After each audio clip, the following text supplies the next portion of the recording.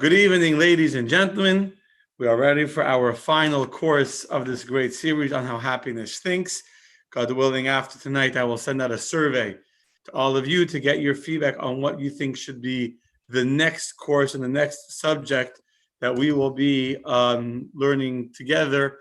God willing, starting sometime in July, we'll start a new 4-week course, either on success or on the paradigm shift. I'll send out a survey. I'm going to begin today's lesson with a video that will really help set the stage and define the parameter of what it is that I want to discuss today. Let me share my computer with the sound on, and let us, let's do this.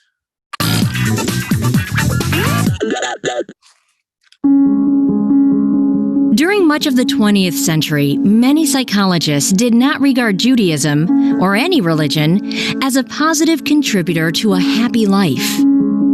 Sigmund Freud, the father of modern psychology, described religion as a neurosis that people go through in their passage from childhood to maturity. The extent to which many psychologists discounted the role of religion in people's lives is apparent in a study done in the 1980s by Peter Cohen. Cohen interviewed a group of ordained clergy who completed psychoanalytic training in the New York area. He asked the clergy how they dealt with their religion in the context of their training, which included psychoanalytic therapy sessions several times a week for numerous years. Rabbi Dr. Zvi Hirsch Weinrab, a trained psychologist, describes the results. His basic finding was fascinating. They did not discuss their religion. They realized that in a psychoanalytic treatment framework, religion was not something to talk about, so they didn't talk about it. Now, it boggles the mind that a person who is so committed to his or her religion that they become clergy in their religion, to go through hundreds of hours of training in the most personal way and just simply not address their religious practices, their religious beliefs. In subsequent years, however, when researchers conducted actual studies on religion and happiness, many of the studies found that religion was beneficial for mental health and happiness. In the book Happiness: Unlocking the Mysteries of Psychological Wealth, published in 2008, psychologists Ed Diener and Robert Biswas Diener write, "In the vast majority of studies, religious people report higher well-being than their non-believing counterparts. Even when researchers define religiosity in various ways, such as attending a place of worship or having self-professed spiritual beliefs, studies show that religious people are, on average, mildly happier." Today, in the 21st century, the idea that studying Jewish ideas can lead us to more happiness does not sound at all bizarre, even in an academic scientific sense. How would you explain the correlation between happiness and religion?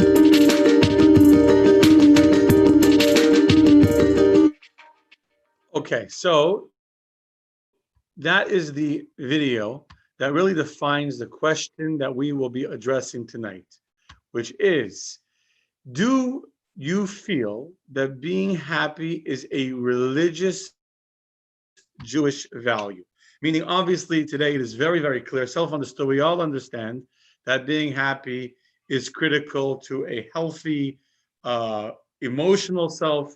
Being happy is critical to a healthy relationship with your spouse, with your kids, effective at your job. I mean, today we don't need any explanation in the need for happiness today. The question that we want to address tonight is that until tonight, the last 3 weeks we spent together, we were discussing happiness not inherently as a Jewish thing. We were describing appreciation for life and the importance of happiness and how the things we have, the gifts we have, can make us happier, et cetera, et cetera. The question that we're going to address tonight, although it's not a uniquely Jewish question, but it's a more spiritual question, is, do you think being happy is something that is valuable in and of itself from a ethical, spiritual, moral place, or is it only a tool to help us be more effective, be more fun to be around, to be more positive people, etc. So we are going, that's the question for tonight. This was the question that was sent to you in the email that was sent out earlier today. I don't know if you had a chance to think about it. If you have any thoughts that you would like to share, you can do so either on the Lifelong Jewish Learning or on the YouTube chat. Let us begin to address this with a beautiful, very interesting reading from Sigmund Freud. Sigmund Freud is a very well-known psychoanalyst who wrote a very interesting statement about how he sees religion. So the way he explains this, let's take a text number one. Text number one from Sigmund Freud. I'll open this up bigger. There we go. Among the precepts of Mosaic religion is one that has more significance than is at first obvious. It is the prohibition against making an image of God, which means the compulsion to worship an invisible God. It signifies subordinating sense perception, meaning normally we were just focused on what we felt and had in our senses, and it signifies subordinating sense perception to an abstract idea. It was a triumph of spirituality over the senses. There opened then the new realm of spirituality, where conceptions, memories, and deductions became of decisive importance, in contrast to the lower physical activity, which concerned itself with the immediate perceptions of the sense organs. It was certainly one of the most important stages on the way to becoming human. So what he writes is truly interesting.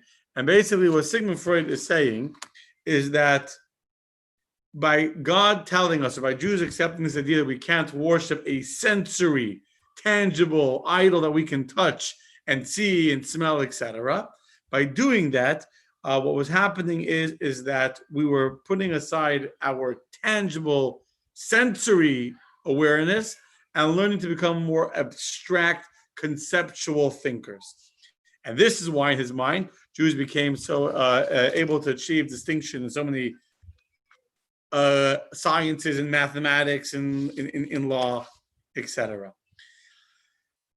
So what we will be discussing is this kind of abstract happiness that doesn't come from something we have or from being alive, but it's a more abstract happiness from a focus, from a mission, from a sense of purpose in our lives.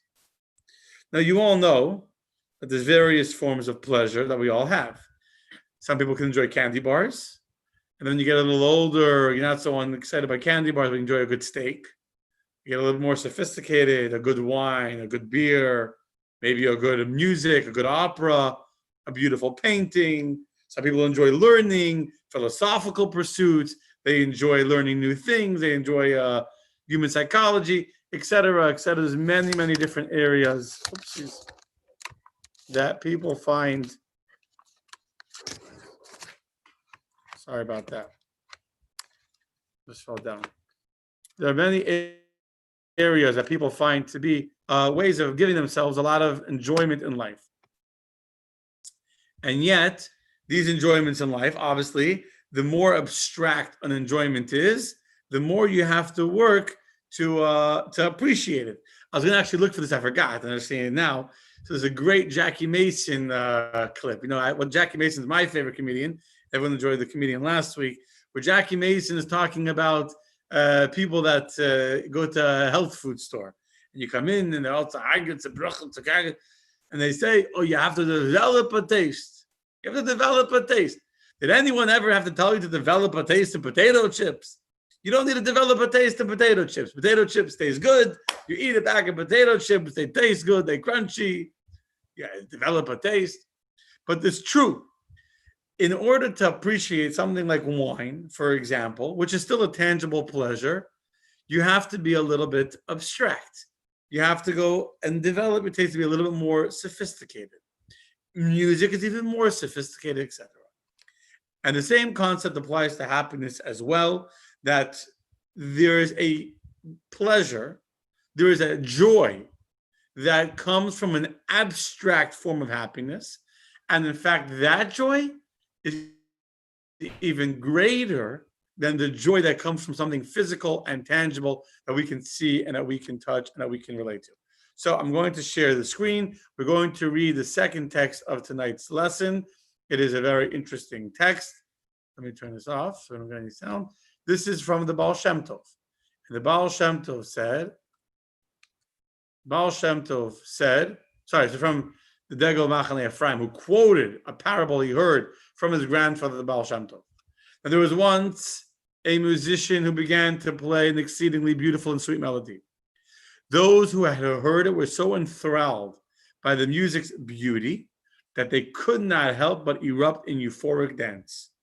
Those who came closer to the musician and his mesmerizing music danced with even greater ecstasy and energy. A deaf person walked by and saw a group of dancing people, wondering what there was to be so happy about. He concluded all the dancers had gone mad. Okay. Now, obviously, you walk into a wedding, you walk into anywhere, a nightclub, where people are dancing, where people are happy, where people are in a good mood, and they're jumping up in the air, they're jumping around. Why? Because they're dancing to the music. Now imagine a guy will walk into the room, and this is a guy who's deaf, and he says, bunch of mishugoyim, bunch of crazy people. They're all dancing around, they're all jumping up and clapping and kicking their feet in the air. If you can't hear the music, then you can't enjoy the pleasure and the sophistication and the beauty of the music. Otherwise, no. There we go.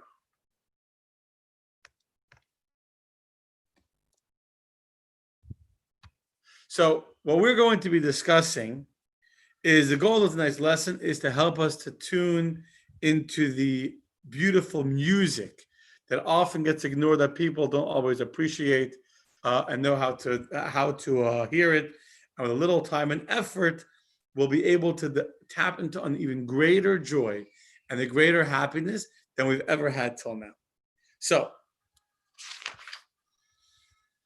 does Judaism, back to our question, back to the theme of tonight, does Judaism view it as a good thing, as a holy thing, as an important thing to be happy in and of itself? So again, I don't have the ability to get feedback from the audience in front of me, but what I could do is I can share with you what the Torah says. King David, Psalms chapter 100, he writes as follows: Ivdu es Hashem besimcha, bayu lefanav bernana. Very famous words. There's many, many melodies and songs to these words. And basically it means serve God with joy, approach him with joyful song. In fact, the Rambam tells us halacha, law. The joy is that a person takes in performing a mitzvah and loving God who commanded us to do the mitzvah, that in of itself is a great divine service.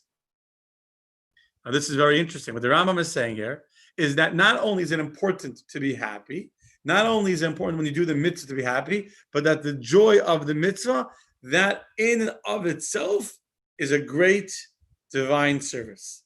Why is that? Because doing God's mitzvahs are unlike doing a law in America. See, in America, they want you to pay taxes. But the government doesn't care if you're happy to pay taxes, if you want to pay taxes. All they care about is that you pay whatever it is that they decide that you owe.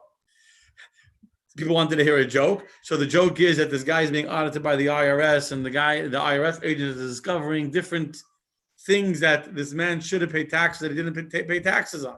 So he says he's giving a whole speech that you should be happy to pay the government taxes because you should be willing to give back to society and pay your fair share. And therefore, we expect that when you pay your taxes, you should pay it with a smile. And the man who is being audited starts to smile with a big smile, says, that is good news. I have no problem paying my taxes with a smile. I was worried that you were going to make me pay my taxes in cash. So God's mitzvahs are unlike government laws. God, keep hitting the table and keep knocking over the camera. God's mitzvahs are not like the government laws. God doesn't just want us to do Shabbat. God doesn't just want us to keep kosher. God wants us to recognize the joy and to appreciate how lucky we are that we are able to keep Shabbat and to keep kosher. They say a beautiful analogy of two people that are walking up a mountaintop, and they're both lugging and dragging a big sack in their hands. And one of them is moaning and groaning and schwitzing, krechzing and kvetching, you know those words mean the whole way. And the other guy is smiling. They're both carrying heavy sacks. And they get to the top, and the guy says, the guy that was schlepping the heavy sack that was complaining the whole time, says to the other guy, it wasn't heavy? I didn't hear you complain not even once. So he says to him, open your bag and see what's inside. What we were carrying up the mountain was a bag of diamonds. Diamonds are heavy, but who would ever complain to be schlepping a bag of diamonds? This is the point. We sometimes are schlepping and we kvetching and we're complaining, I have such a heavy burden, I have so many obligations, so many responsibilities, so many things to take care of, and I can't. And God is telling us, what the Rambam is writing to us, is that appreciating the joy and finding that how lucky we are to be able to do a mitzvah, that in and of itself is a great divine service. Now, sounds a little scary. What do you mean to be happy to do a mitzvah? Be happy that I can't drive on Shabbat. Be happy that I can't do all the things that I want to do, that I can't go to the et cetera, et cetera, et cetera, et cetera. So we're going to discuss something now that some people are not comfortable talking about sometimes. Some are, but some are not. They say a joke about this rabbi, a brand new rabbi. The first week he was hired by the board. So the president comes to him before Shabbat of his very first sermon and says to him, so tell me, what's going to be the topic of your first speech? So the young new rabbi, he's all excited, he's all pumped and motivated, to conquer the world, to inspire the masses. So my first speech is going to be all about God. About God. I can't go wrong with that. The president says, you're going to speak about God on your very first week? You can't wait a little bit till you get into a controversial topic. When I say that it's controversial, everyone that's watching me tonight, I believes in God, and you all do commandments and you keep holidays and all that. However, there are many Jews, even many religious Jews, many Orthodox Jews that will pray 3 times a day and will only eat kosher and will only go to the mikvah and will go at all lengths in order to do exactly everything as God commands, everything exactly perfect. And yet, despite all of that, they don't feel comfortable talking about having a relationship with God. They'll do what God says, they worship God, they follow God's commandments, but they have not worked on developing a relationship where they feel a love, where they feel a connection, where they feel the ability to be one and talk to God. King David, the most famous of all Jewish writers ever to live, he writes as follows. Oh, I don't even have it here. Sorry, it's not in the text. King David had Tehillim, the book of Psalms, is full of descriptions where King David describes how he's yearning for God, how his soul longs for God, how he desires God, how this is his whole passion and his meaning and the whole life. Samalacha nafshi, my soul thirsts for you, etc. So, where did David get this desire to be in a relationship with God? And the answer, the obvious answer, is that King David was not just worshiping God, but King David actually appreciated the greatness of God. Says the Rambam, text number 4, right in front of us. When we contemplate God's greatness, God's great and wondrous creation, and perceive thereby his infinite wisdom that surpasses all comparison, we will immediately love, praise, and acclaim God, and we will yearn with tremendous desire to know him. As King David stated, my soul thirsts for the living God.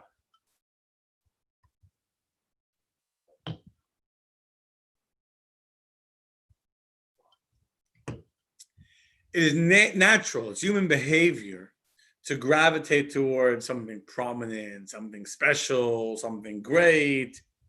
And when we realize that there's something greater than us, a higher being that's profoundly exceptional and amazing and the greatest existence in the universe.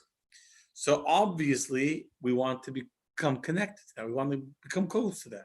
This is human nature. We see someone who's famous. You see a famous person who walked on the street now.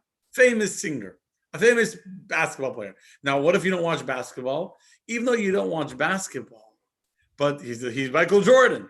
So you still want to have a chance to go and talk to him, because at the end of the day, if you had opportunity to take a picture with him, you would. Why? He's someone big and someone great and someone famous.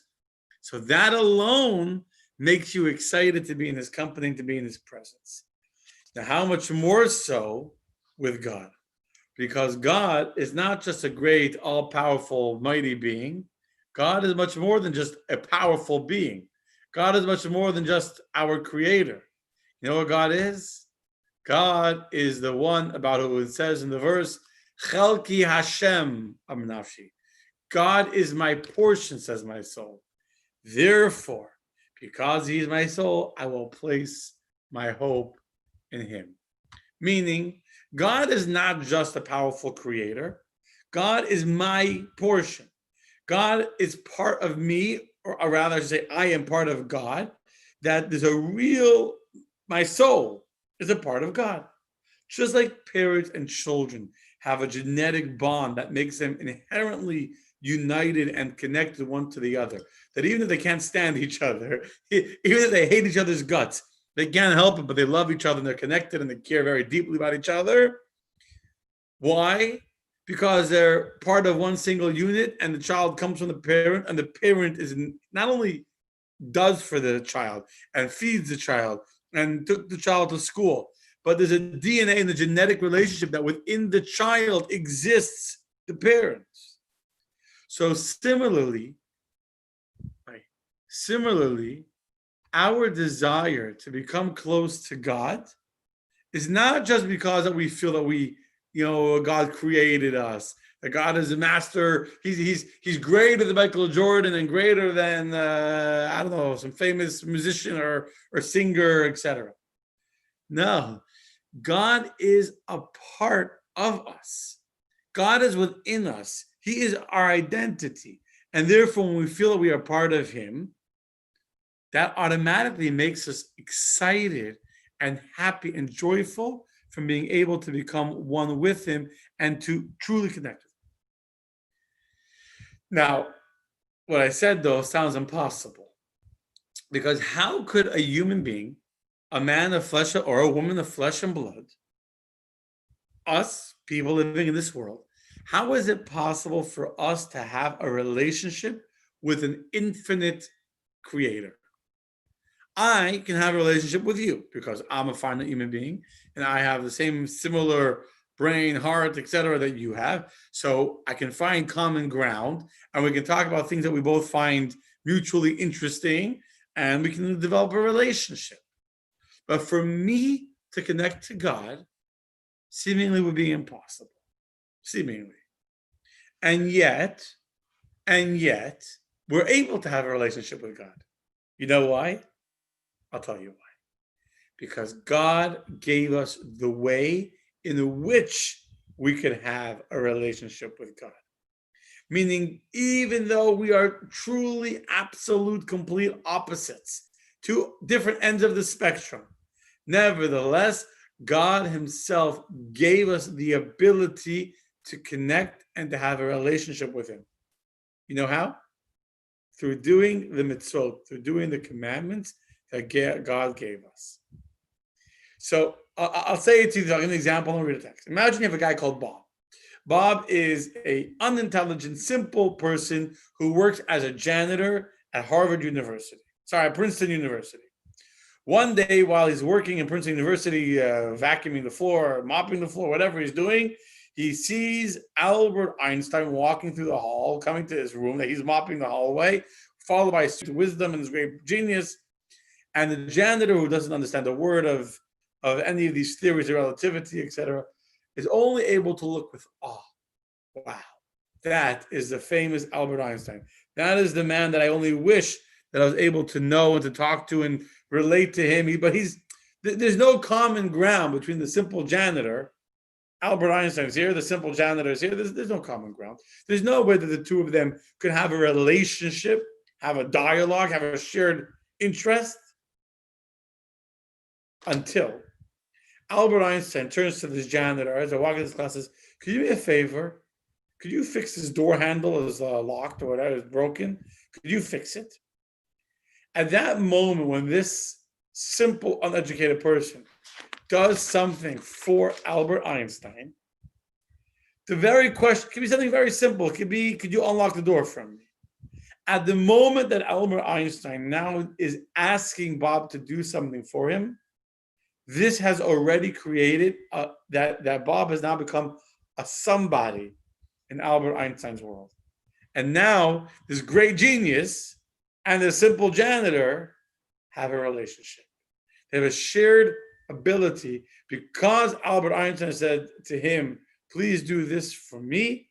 That has now created the ability for a relationship with him. So while we on our own might desire a relationship with God, we may yearn to be connected to God, because again, human nature, number one, is always cleave, and we want to be associated with things and with people that are greater than us. That's why people pay lots of money to be part of very exclusive clubs, right? The famous joke, I think maybe it was Jack Young, maybe, who said, but in the days when Jews weren't allowed into fancy elite country clubs, and he said, any single country club that's willing to have me as a member, I don't want to be a part of it. If it's good enough for me, then it's not. I don't want it. I want something more important, so to say, more elite than me, more fancy than me. So the same is true on a spiritual level with God. That the more we appreciate and meditate and understand the greatness of God, the more we would have this yearning, this longing, like King David had, to become connected to God. However, just our yearning and desire to become connected to God, that in and of itself wouldn't connect us to Him. But God tells us, if you're going to do a mitzvah, if you're going to do what I asked you to do, in that case, I need you. In that case, we have a relationship. Do you know what kind of joy that creates? Let's first read the text. Let me explain one more thing, and then we're going to see how this goes back to our theme of tonight's lesson. So let us read the next text, which is text number 6. It's a text from the previous Chabad Rebbe. And basically what the previous Rebbe is saying is that the whole concept of doing a mitzvah is not just to do a command of God. It's not just a good deed, as many people incorrectly translate mitzvah as good deed. Do you know what the word mitzvah actually comes from? So in Hebrew, it's from the word tzav, which means to command, to connect, a tzivui. But in Aramaic, the word mitzvah is related to the word tzavsa. Tzavsa means connection. One who performs a mitzvah connects with God, the issuer of the commandment. This is the meaning of what it says in the Mishnah Ethics of Our Fathers, that the reward of a mitzvah is the mitzvah. The reward of the mitzvah, meaning the question is, what do you mean the reward of the mitzvah is the mitzvah? The reward of the mitzvah should be the world to come, should be a lot of money, should be, whatever reward is we want from God, nachas from our kids. What does it mean that the reward of the mitzvah is the mitzvah? Meaning the reward of the mitzvah is the connection it generates with God who issued the commandment. So this is the idea of doing a mitzvah. When you do a mitzvah, you are creating a relationship, you are bonding, you are connecting with God. In Freud's mind, the greatest achievement of Judaism was to enable us to believe in an imageless and abstract conceptual God. And he felt that this was the most important stages to becoming humans. I would say that the most revolutionary teaching of Judaism is that we can not only believe in an abstract God, the greatest teaching of Judaism is that we can have a relationship with that abstract, imageless God. And that is the most important part of becoming a holy being.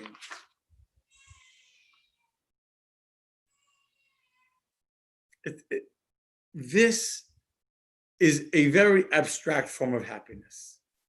I will agree.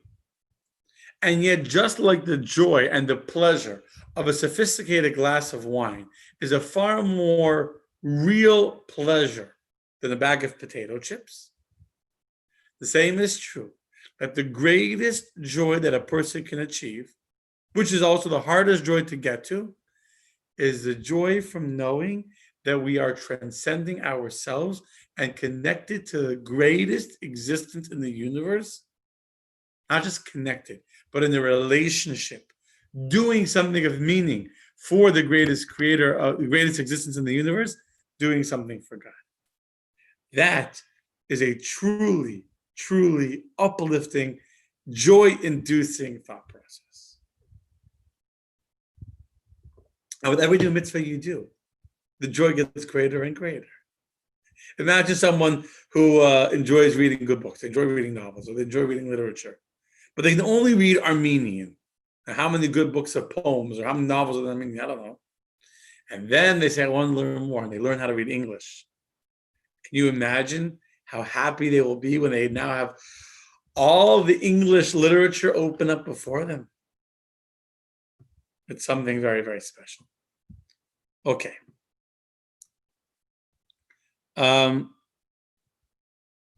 Okay. Now let's get very brutally honest. Brutally honest. Although what I said sounds very beautiful and very, very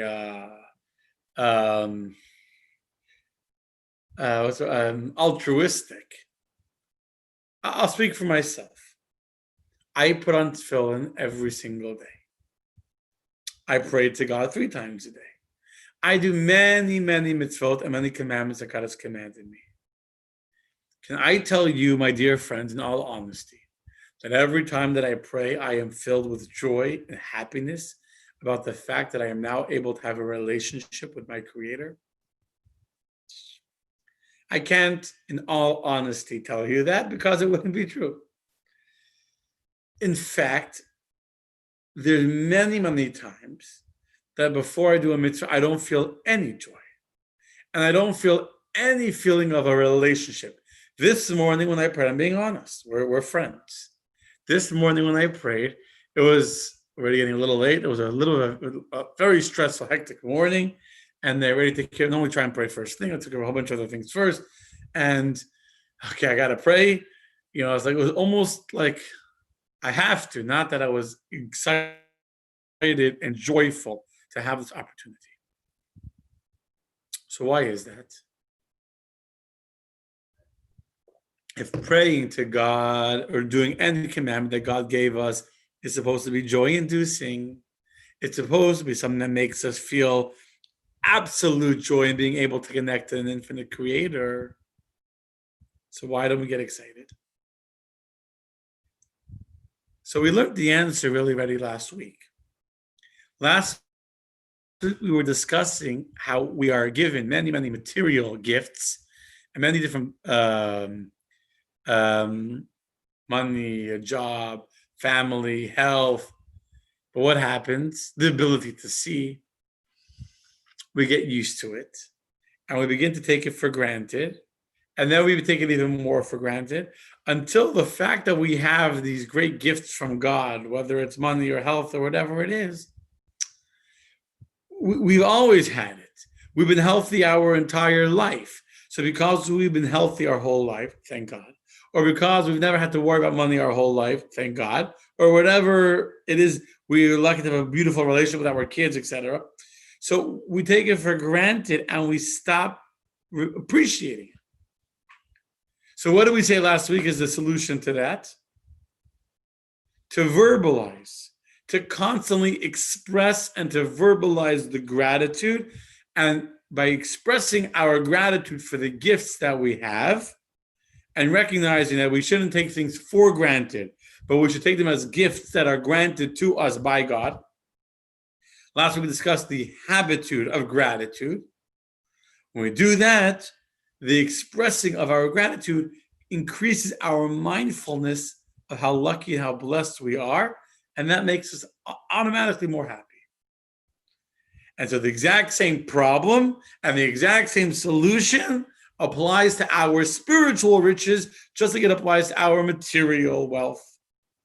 The reason why I did not get excited this morning to be able to have the unbelievable special opportunity to wrap myself in my talus, even though I talked about it last night in my class last night, and to wrap tefillin on my arm and to connect to God and to say all the words of the prayer and the Shema and the Amidah and the Aleinu.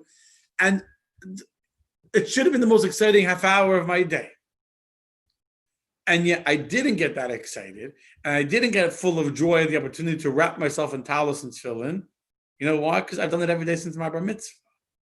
It's many, many years that I'm putting on talus and tefillin and to praying to God. So what's the solution?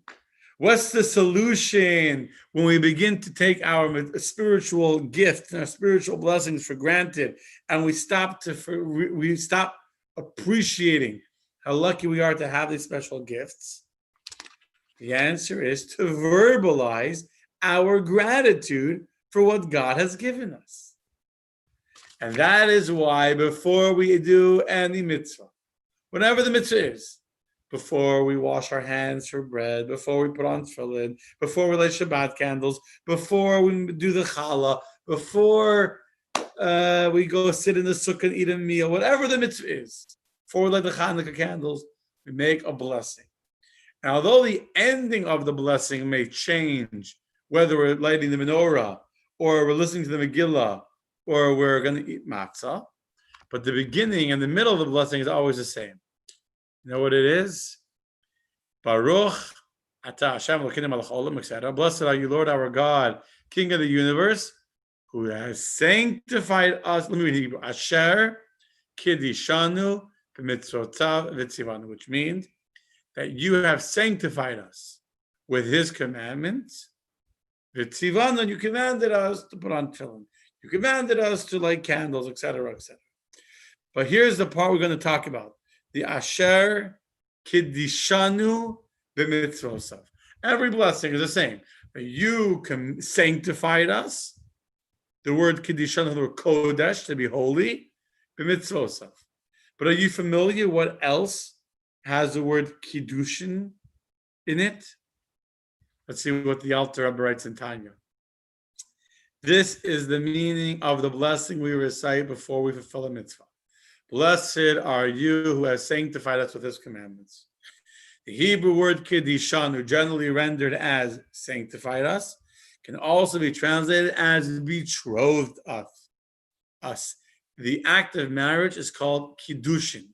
When the rabbi marries people, it's called sidur kiddushin. He's bringing them together.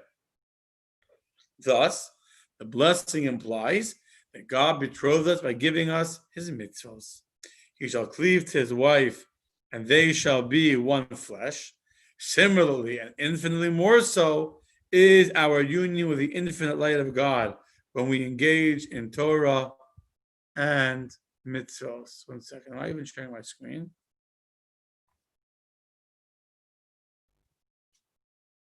Yes. Okay, so there we go. Sorry about that. So this is what he's saying over here. That when we do a mitzvah, that mitzvah is an opportunity to connect to God and to have a relationship with God Almighty. That alone should make you live the greatest kind of joy that you could experience, because you're able to transcend and be connected to the greatest existence that exists. However, yes, it is very possible that a person will begin to not appreciate their blessings in life. And yes, it is possible that a person may become accustomed to the spiritual blessings he has. If that's the case, habitude of gratitude. When you make the blessing before you do the mitzvah, think to yourself that this is an opportunity, asher kiddishanu b'mitzvosav, that God has made a kiddushin, God has made a marriage, a betrothal between us and Him, and through this mitzvah, we'll be able to create a relationship, an attachment, a loving bond between us and God. That's beautiful. Hope so far we're clear. let's go to the next step. So everything that we've said so far, which is really, really beautiful stuff, if you're paying attention, you can argue that everything we said is true about the joy, the greatest form of joy that comes from being spiritual and being transcendent from our material world and connecting to a higher spiritual reality is true. By the way, if you remember, it's on my head, we learned in an earlier class that people that volunteer and do acts of kindness for others are happier than people that don't. Remember that? Why is that? It's exactly what we're talking about. When a person is able to transcend themselves, they actually are reaching a higher level of joy than the self-centered joy from within our own materialistic pleasures. And so this is true of helping others, how much more so when we're connecting to God and we're helping others, we're doing a mitzvah, giving charity, etc., that we are able to truly find great levels of joy. However, you can argue that these levels of joy that we are discussing are only the levels of joy that come through a mitzvah. So yes, when you pray, you should be very happy about the ability to connect to God, to have a relationship with God. But what about when you're going to the movies? What about when you're eating dinner at home with your wife? What about when you're at work at a very, very stressful day and your boss was screaming at you and the clients were screaming at you and everyone was screaming at you and blaming you for something that wasn't your fault? What do you do then?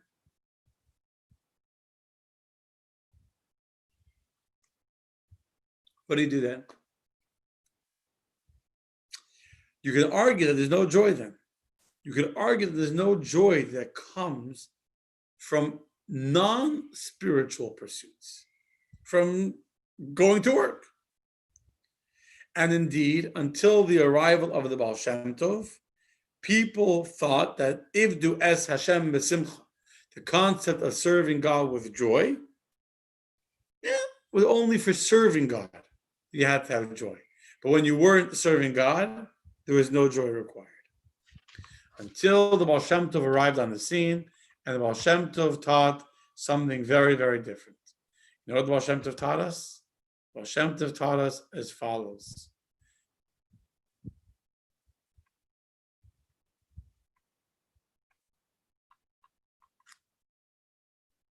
We are out of, did I miss a text here?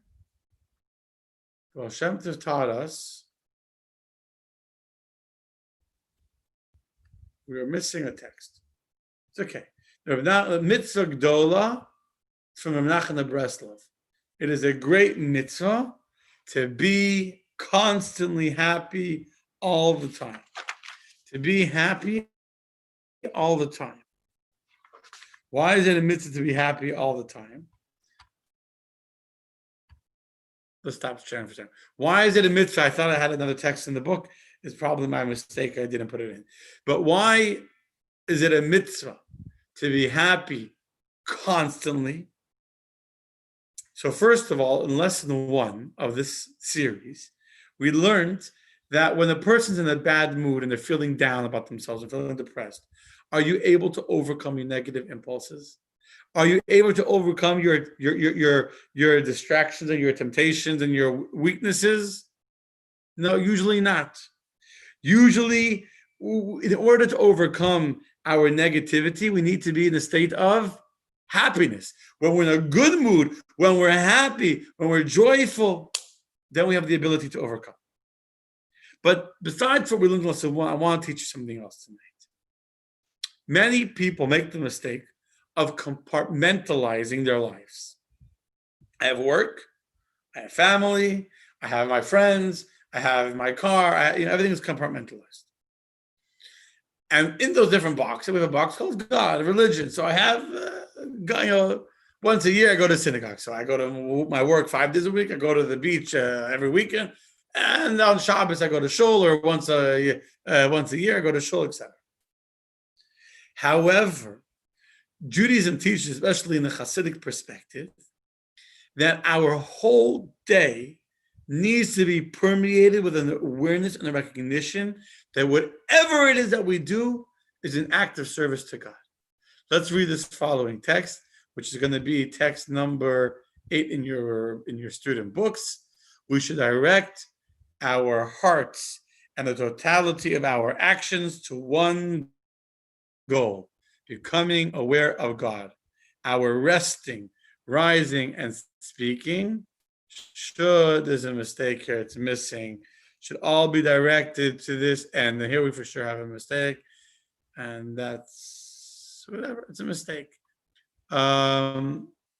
Basically, the rest of the Rambam says that our resting and our rising and speaking should all be directed to this end, and one who follows this path is continuously serving God.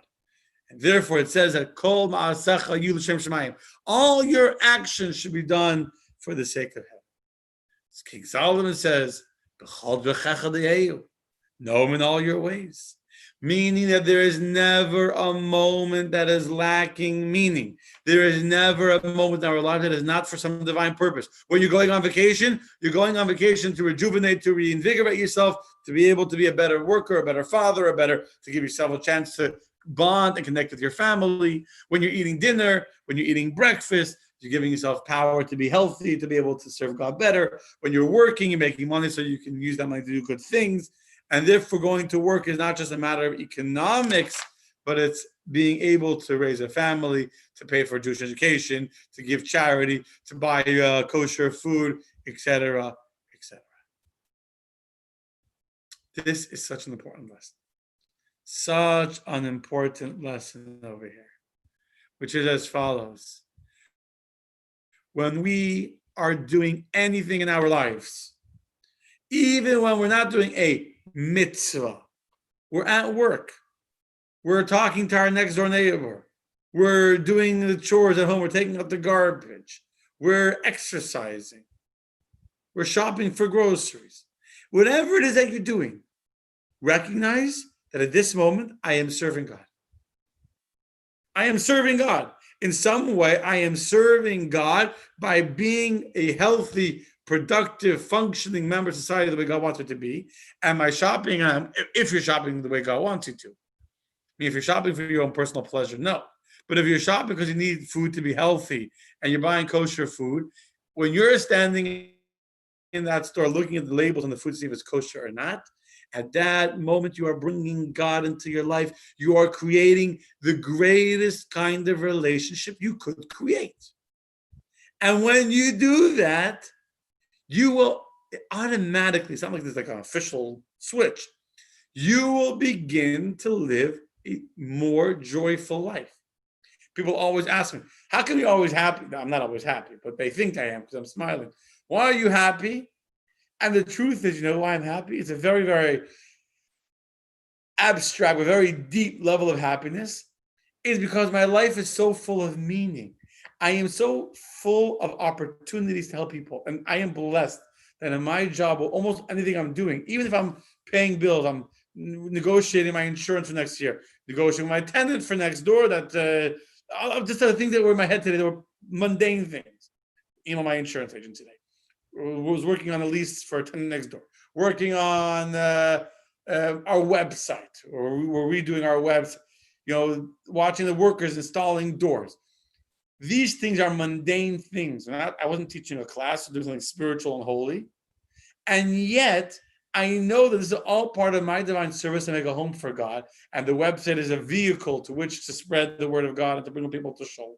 And hanging the doors is important, part of the beautiful shul. And having insurance is important to be able to have a safe place that I can have people become connected to God. So everything that I do is grounded. It's founded in this fundamental belief of being able to make a home for God. And therefore, my whole day may have been stressful, I may have been with a tenant and this and that, but I know that I am serving God through this. I'm serving God through this. Serving God, here's one of the aha moments I want to share with you. Serving God does not have to mean being wrapped in a tallis, praying holy words in Hebrew. Serving God does not have to mean sitting at a long, boring Yom Kippur service where the rabbi is going on and on and on.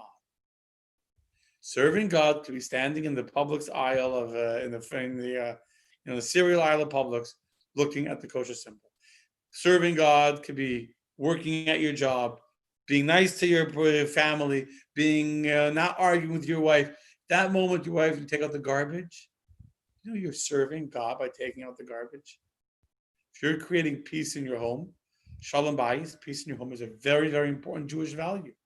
And by you making your wife happy, or your wife making her husband happy, you are serving God. You're serving God. And serving God is not a difficult thing, that it's a burden and a yoke. If you think about how great God is, serving God is actually the most joy-inducing thing that a person can do. I'll repeat that.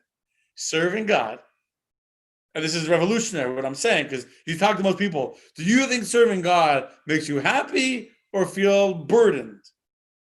And most people, especially those that don't serve God, or don't realize, there are many that serve God that don't realize that they're creating a relationship with God, think that it's a burden.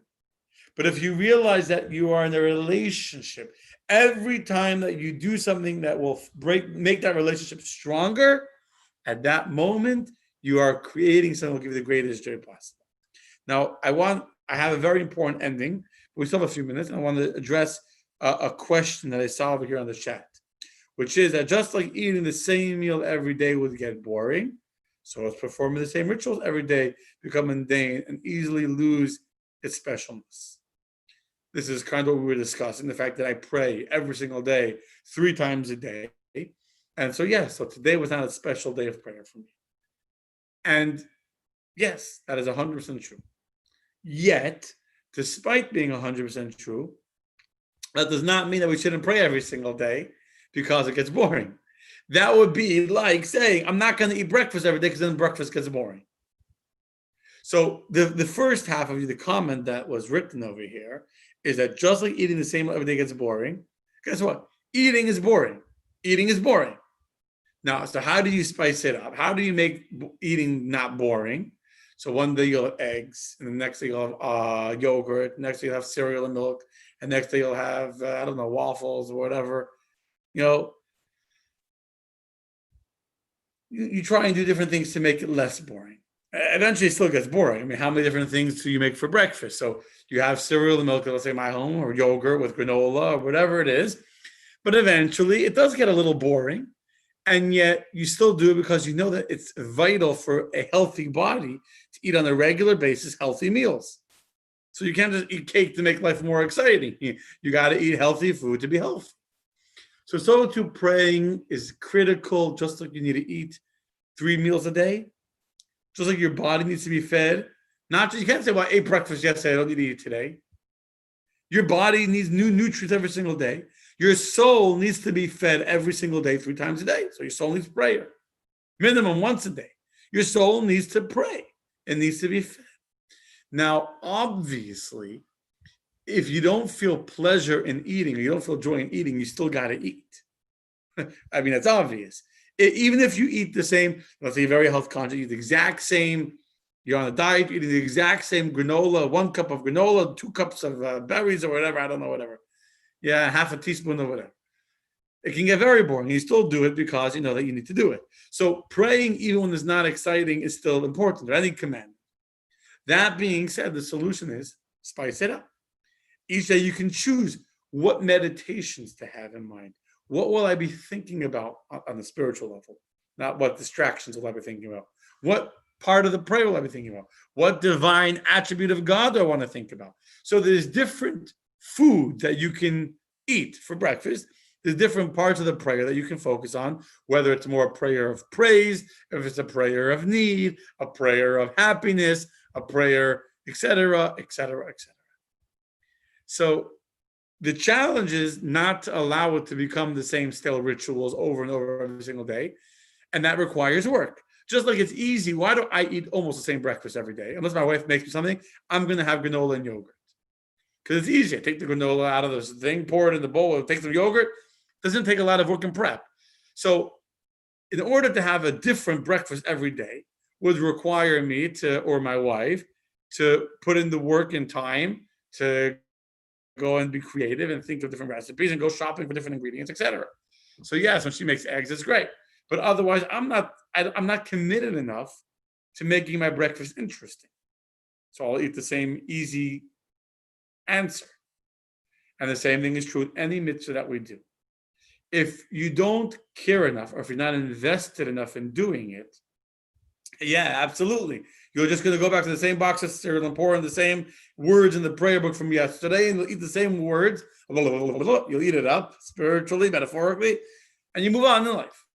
But if you care about the relationship, then you're going to take time, as what I need to do, as I should have done, and then many days that I do that, and you find a way, what unique spice am I going to add to my prayer today? What unique part of the prayer, doesn't have to be the whole prayer, it can be one paragraph. What unique part am I going to focus on in my prayer today to make it more meaningful? Okay, I hope that answers the comment about the happiness. Okay.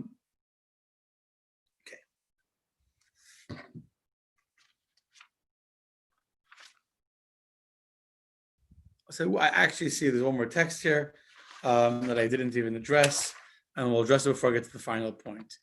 Okay. Regarding this idea of the joy that comes from a relationship with God Almighty, which is so amazing, so special, so unique, something so out of this world. So think, this is from the Alter Rebbe, think of how much a common, lowly person would rejoice over being close to a mortal king when the king accepts the commonest hospitality and comes to dwell with him in his home. Now multiply that ad infinitum for our experience of closeness and dwelling with God, the King of all kings. This text really sums up the meditation, the thought process, the way we need to be thinking about ourselves, which is that we need to be in a mindset of recognizing we have the ability to not just be regular commoners, to not just live a regular mundane lifestyle, but the ability to have a relationship with the greatest king of all kings. And there is no greater joy than that. Imagine your hero, your greatest hero that exists, whoever it is for you. Could be a sports hero, could be a thinker, could be a writer, could be a president, whoever you want. And if this hero of yours would say, I'm coming, I want you to come live with me in the palace. Come live with me in my home. Come let's have a relationship. I want you to do something for me so we can have a relationship. That's the greatest joy that could exist. And I'm saying that from experience. It is such a happy, meaningful existence. It's a more abstract joy. Granted, it's a more abstract joy. It's harder to achieve it. You have to develop a taste for it. Like the joy of good wine or of good music is better than the joy of, techno whatever, of potato chips. But when you achieve the level of appreciating a finer art, finer music, finer pleasures, you can never go back to potato chips. When you find the joy of being a meaningful relationship with God as something like nothing else. Okay. We're now going to conclude this very, very interesting 4 weeks together discussing how happiness thinks. And we discussed this from many perspectives. The importance of happiness, the mindset of happiness, how happiness is not about what happens to us, but the way we think about it, how to create a habitude of gratitude, how to find joy in our existence, to not take things for granted, how to find joy in being a Jew and in serving God, having a meaningful existence, etc., etc. I want to end with the following thought. There will be days when you will not feel any of that joy. There will be days when you will wake up in the morning and you're not going to be happy that you're alive. You'll be happy you're alive, but in an hour later, you would be happy if you become alive an hour later. And the day just doesn't go right. And I had a day like that today. There are days that are tough. Every human being has it. We have days where we're not in the mood. And we're tired. And we're just not, whatever it is. And we cannot always create within ourselves this mindset that we need to have of joy and to think happy and to focus on what we're grateful for and to have abstract levels of joy that come from serving God, etc. And there are some people who will tell you, you got to be real. If you're in a bad mood, just let it out. Don't be fake. Don't pretend. Don't be like, the American smile that's not real. the concluding advice that I want to end you with this course is that the ultimate way, not the ultimate, the foolproof way of getting to a feeling of happiness is to fake it till you make it. Fake it till you make it. Do not be afraid to say that my pretending to be happy, my forcing a smile on my lips is inauthentic. Because the only way that you are guaranteed to become happy is if you act happy. If you act happy. I want to read to you a very, very beautiful text. The text says as follows. At all times, text 12, at all times, assume a demeanor and mannerisms as if your heart were full of joy. Even at the moment, this is far from the case. Such behavior will eventually lead you to truly feel happy because behaviors and actions impact the heart.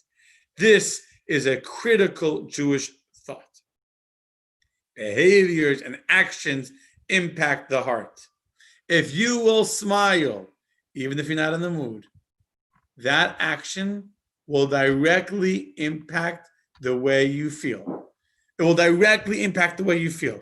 And by the way, what the Tzemach Tzedek is saying from a spiritual Kabbalistic perspective has been proven scientifically as well. I didn't put this in the textbook on purpose, it's a long text, but there's a fascinating study, a fascinating set of experiments that was done a number of years ago that showed that when people act, when they use their, I don't have a pen with me, should have brought a pen, that when people are forced to use the facial expressions of happiness, that makes them happier people. So what they did is they gave people a pencil. I wish I had a pencil in front of me, and they told them to put it in between their lips like this, to hold it on their mouth like, between their teeth. When you do that, automatically your mouth is smiling. So it holds a pencil, right, and your mouth is smiling. So now, obviously, they couldn't tell the people smile because then they would know that they're smiling. So doing so caused them to activate the muscles we use when we smile, which is called the zygomatic major, and the muscles are in the corner of the mouth, and you will smile. And then they asked the people to rate a number of cartoons. They gave the people with the pen on the teeth a whole bunch of cartoons, and they rated them. See how funny they were. Then there was another group of people that they also gave a pencil to hold, but they told them to hold in their mouth straight out. Again, when you're holding a pencil straight out in your lips like this, so it also is causing an involuntary facial movement of a frown. I don't have a pencil, and you see your lips. Your mouth is going down. And those people across the board, let's say an actual number here, the people that were holding the pencil this way rated the cartoons, the exact same cartoons, as funnier than those who were holding a pencil in a way that was causing them to frown. Understand? My final advice, I'm going to tell you a story to end with a story. The negatives of our life are not going to disappear. And we will always have days when we're not feeling happiness. And there'll be days when we're feeling happiness and we're not feeling it strongly, we're not able to express it. The most important takeaway advice from this course is keep on smiling, keep on acting happy. And it worked. Today I had a stress day. I came home and I made sure to smile to my kids and to be present with my kids during dinner. And Baruch Hashem, I felt better. I want to tell you a story. I love this story. And I live by this story to a certain extent. It's a true story. I don't remember the name of the rabbi, the sheikhet in Argentina. I heard the story with the name, and I've heard the story is true.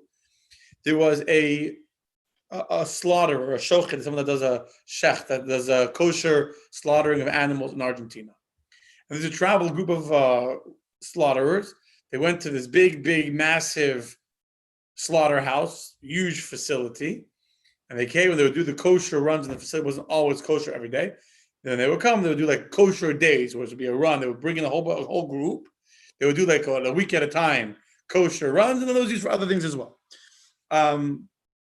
One day, this group of rabbis from Israel, wherever they were, was walking out, and there was always security. The security guard stops them at the exit when they're leaving and starts trying to communicate to them in Spanish that they can't leave. Why not? Back and forth till they finally figure out that he's trying to say to them, you're missing somebody. It's a large group of rabbis that are walking out. All the slaughterers and the ones that check the animals from the to make sure that in order to be glatt, it has to be the lungs have to be blown up and check that they're smooth, without any holes in them, etc. And he finally explains to them that they're missing somebody. And they do a head count, and sure enough, this guard, who didn't speak a word of English, was right. One of the rabbis, one of the shochtim, was missing from the group. They always come as a group. They stayed in the hotel together. They came into work. At the end of the day, they all went back together. One was missing. Where is he? So they go back to look for him and to look for him. They can't find him. And eventually, after a long search, they found him locked in the freezer behind 2 slabs of meat. Basically, if you've ever been to a slaughterhouse, and I have, it's huge, when you cut an animal in half, they hang them, they're hanging on chains on the roof.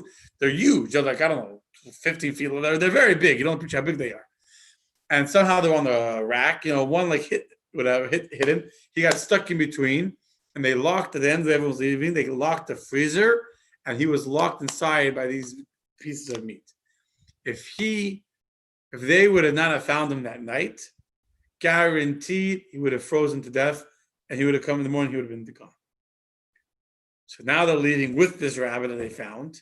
A little cold, but thank God still alive. No, nothing a sweater, no damage. And it comes to thank the security guard. Says to the security guard, thank you. How did you know that? But how did you know that I was missing? How did you know I was missing? So the security, count the people. So the security guard told this rabbi as follows. Every single day when you come in, you say good morning to me. And every night when you leave, you would say good night to me. And tonight, I was waiting for your good night when you leave, when you say good evening to me in your broken Spanish. And when you didn't come to say good night to me on your way out, I was looking at the group, I didn't see you. I knew that you were still stuck inside. I wouldn't let them leave until they went back to find you. The simple act of smiling at somebody, saying good morning to somebody, saying good night to somebody, literally in this case saved his life. Saved his life. And this is true for our own lives. This is true for the lives of those that we love and care about. Smile. Smile. Fake it. You don't have to be real about it. You can be insincere. Smile with love, with joy, just smile. The act of smiling will make your heart happier. The act, as Judaism says, that our behaviors and our actions impact our heart. So my blessing to you, my dear friends, take everything we learned for the last 4 weeks, review these videos if you want, but most importantly, always act happy, even if you're not thinking happy, even if you're not feeling happy. Act happy, and that will make you think happy, and that will make you feel happy. And when you are happy, you are a better person to be with. You're more functional, more effective, and most importantly, your happiness, we said in lesson 1, is that we learned that our happiness impacts God's happiness, and when we're happy, that makes God act happy towards us and give us even more than we deserve. Because when you're happy, you're generous. And so by acting happy, which will make us think happy, make us feel happy, I'll make God act happy towards us. And we will be blessed with so many blessings, with so many good things to come and shower us with all the blessings of HaKadosh Baruch Hu, of God. May God bless each and every one of you with true happiness, with real happiness, because of all the blessings that God will shower upon you. Thank you very much, and good night.